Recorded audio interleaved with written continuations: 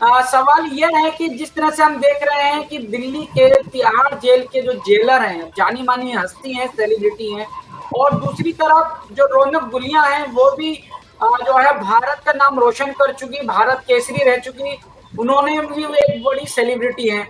अब सवाल यहाँ पर यह आता है कि जब दो सेलिब्रिटी के बीच में जो ठग वाला जो मामला निकल कर आता है वो बहुत हैरान करता है। जैसे मैंने आपको पहले ही चर्चा के शुरुआत में जो मैंने खुद रौनक गुलिया से बातचीत की, वो बातचीत की रिकॉर्डिंग आपको सुनाई, और दूसरा कि एक्सक्लूसिव जो इंटरव्यू मैंने दीपक शर्मा जो जेलर हैं तिहाड़ जेल के, उनसे भी बातचीत की, उसके भी कुछ मैंने झलकियां आपको सुनाई हैं। इन दोनों के आधार पर मेरा नाम तमाम पैनलिस्ट से ये सवाल यह है, मेरे बीच में जो हमारे बीच में एडवोकेट ऋषि पाल जी, हम कानूनी सलाह भी और कानूनी तरीका भी जानेंगे कि आखिर इसमें कानूनी मामला क्या बनता है। लेकिन सबसे पहला सवाल मेरा यह है कि दो सेलिब्रिटियों के बीच में जो 51 लाख रुपए का जो ठग हुआ है, वो ठग हुआ है रैपिड न्यूट्रिशन प्रोडक्ट यानी कि हेल्थ प्रोडक्ट को लेकर। तो इस तरह का जो हुआ है, और इस मामले को लेकर जब दीपक शर्मा ने मधुविहार थाने के अंदर इसकी एफआईआर दर्ज करा दी है, तो क्या लगता है कि इस एफआईआर में कितनी सच्चाई निकल कर आती है, और ये सारा का सारा मामला कितना ठगी का नजर आता है? क्योंकि दोनों ही लोग एक व्यापार की नजर से जुड़े थे, दोनों ही लोग मिले थे, और मिलने के बाद एक व्यापार में, एक कंपनी में ब्रांड एम्बेसडर बनने की इच्छा जाहिर करते हुए दीपक शर्मा जो हैं, उन्होंने पैसे का इन्वेस्टमेंट किया था।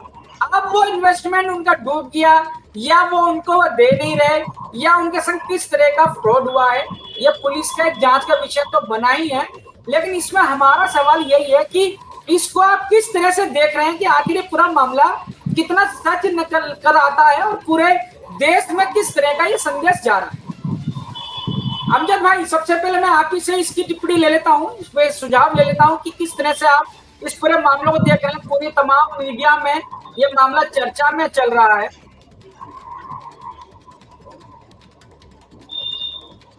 माइक ऑन कर लीजिए अमजद भाई। हाँ, सबसे पहले आपका, आपके दर्शकों को बहुत बहुत धन्यवाद आभार कि आपने इस चर्चा में मुझे जोड़ा। देखिए, दोनों की बातें सुनकर ऐसा लगता है कि आपस में कहीं ना कहीं एक व्यापार में सहमति नहीं बनने के कारण और असहमति प्रकट होने के कारण, पहले ठग और धोखा ये दो अलग अलग चीजें हैं। ठग ये है कि ठग करके ठग चला जाता है, उसका कोई वो नहीं होता, लेकिन ये एक तरीके से धोखा है, व्यापार में चीटिंग है। तो यहाँ पे दूसरी बात ये भी है कि दोनों को कहीं ना कहीं आय के स्रोत को मिलवाना, जैसे वो भारत केसरी कह रही कि उन्होंने यूज कराया, तो कहीं ना कहीं उनके नाम के साथ उनके पति का नाम जुड़ा। और आज जब ये हालात हो गया तो ये कह देना कि मेरे पति ठग हैं और ये हैं, लेकिन आज अभी भी वो आप एक रिलेशनशिप में है और आपके वो हस्बैंड है, तो आंच तो आप पे भी आएगी, क्योंकि आपके नाम के, आपके फेम के कारण आपके हस्बैंड का इंट्रोडक्शन हुआ और आपके फेम को देखते हुए उन्होंने इन्वेस्टमेंट किया है। लेकिन दूसरी बात ये है कि हमारे जेलर साहब भी कोई ये कह दें कि उन्होंने जब इस तरह के ब्रांड एम्बेसडर और एक चर्चित चेहरा है, वो ठीक है, उनके लिए उनको बधाई है, लेकिन 51 लाख रुपए का ट्रांजेक्शन करना, क्या वो एक पढ़े लिखे समझदार एक ऑफिसर हैं, तो किसी भी चीज की इनकी आपस में एक सहमति हुई होगी, एक एमयू हुई होगी, उस बिजनेस पार्टनर की डीड हुई होगी, उसके ऊपर इन्होंने पैसे दिए होंगे। और दूसरी बात ये है कि वो गुलेरिया ये कह रही है कि भाई वो कंपनी 6 महीने पहले डूब गई। अगर 6 महीने पहले डूब गई, उसकी वैल्यूएशन 20 लाख है, तो जेलर साहब ने 51 लाख रुपए या 50 लाख 40 लाख रुपए का ट्रांजेक्शन कैसे किया? तो और तीसरी और महत्वपूर्ण बात है कि एक सर्विस में रहते हुए किसी भी अधिकारी को क्या ये डिपार्टमेंटल परमिशन के साथ इन्होंने इस तरह के इन्वेस्टमेंट किया था? क्या डिपार्टमेंट से इन्होंने परमिशन ली थी उसके ब्रांड एम्बेसडर बनने के लिए? ये भी एक जांच का विषय है, ये भी एक डिपार्टमेंटल इंक्वायरी का विषय है जेलर साहब के ऊपर कि आपके पास 51 लाख रुपए व्हाइट मनी लगाने के लिए आपके पास स्रोत क्या थे। दूसरा, क्या आपने प्रोसेस फॉलो किया, रूल्स ऑफ सर्विस रूल्स को फॉलो करते हुए आपने इस तरह की परमिशन ली थी?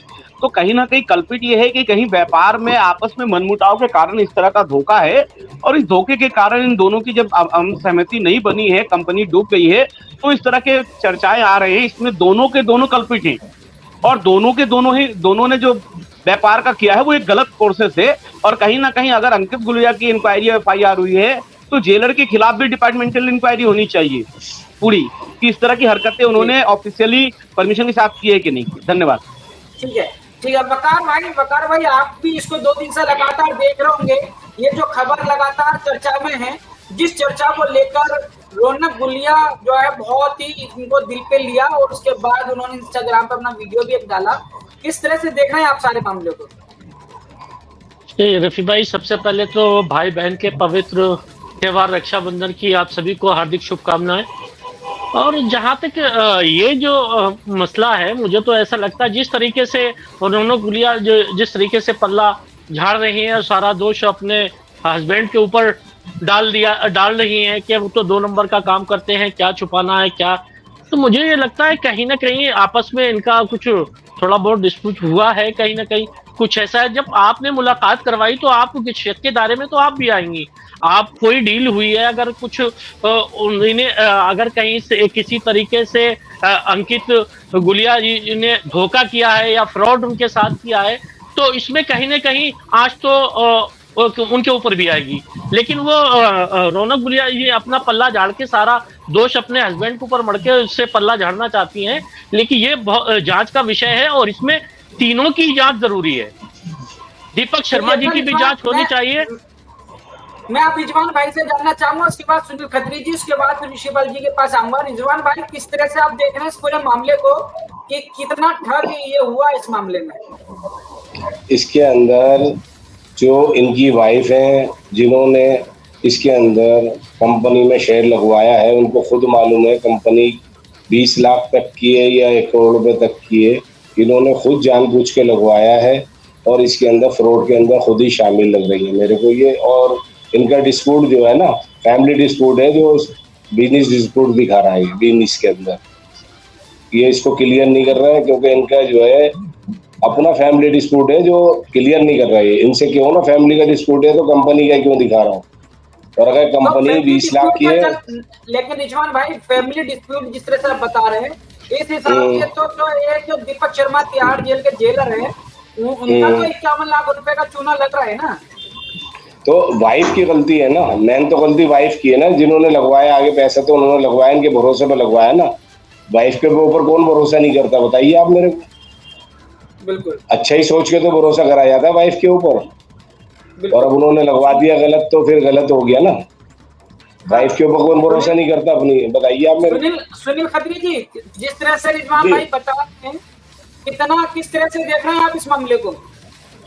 देखिए, सर्वप्रथम तो मैं काफी दिन बाद जुड़ रहा हूँ, इसलिए सभी पैनलिस्ट को नमस्कार, सभी को जो है नमस्कार। और मैं देखिए, आजकल ठगी जो है एक मतलब हर जगह जहां देखिए रोज कोई ना कोई ठगी का शिकार हो रहा है। बशर्ते ये मामला इसलिए इतना ज्यादा जो है लाइमलाइट में आ रहा है क्योंकि यहाँ 2 सेलिब्रिटी है, इसलिए ये मामला जो है काफी लाइमलाइट में आ रहा है। देखिए, इसका मेन रीजन है कहीं ना कहीं जेलर साहब की जो है लालच कहीं ना कहीं जागृत हुई है, तभी उन्होंने जो है इतना इन्वेस्टमेंट के लिए हामी भरा। और उनके पति जो रौनक जी हैं, उनके पति अंकित गुलिया को मिलाने का, तो यहाँ पे हम ये नहीं कहेंगे कि कल्प्रिट सिर्फ रौनक है या कल्प्रिट सिर्फ अंकित गुलिया है या कल्प्रिट सिर्फ दीपक शर्मा है। कल्प्रिट तीनों है, मिलाने वाला भी, इन्वेस्टमेंट करने वाला भी और इन्वेस्टमेंट करने वाले की क्या गलती देख रहे हैं? उन्होंने तो अपना पैसा लगाया है, तो कमाने के लिए तो लगाया है ना। हाँ, तो मैं बता रहा हूँ तो सभी का की नजर से देखा। नहीं, मैं बता रहा हूँ। देखिए, वो एक गवर्नमेंट जॉब में होते हुए भी कहीं ना कहीं उनको इस तरह से झांसा दिया गया होगा अंकित गुलिया के माध्यम से कि भाई आपको हम ये कर देंगे, आपको इतना प्रॉफिट देंगे, आपका पैसा बैंक में पड़ा हुआ है, आप इसको आके मार्केट में लगा दीजिए, आपको इतना बड़ा रेट ऑफ इंटरेस्ट देंगे। सारी चीजें करके वो उस बहकावे में और झांसे में आ गए। और रौनक जी ने मिलाने का वो किया है, तो हम इसमें अंकित गुलिया और आपके दीपक शर्मा जी, ये दोनों तो मेन कल्प्रिट है ही है, लेकिन रौनक जी को भी हम कहेंगे जो है उनका भी योगदान है 2 लोगों को मिलाने में, लेकिन वो ज्यादा नहीं हो सकता। भाई, कोई भी आदमी जब कोई बिजनेस का माध्यम बनता है तो कोई भी व्यक्ति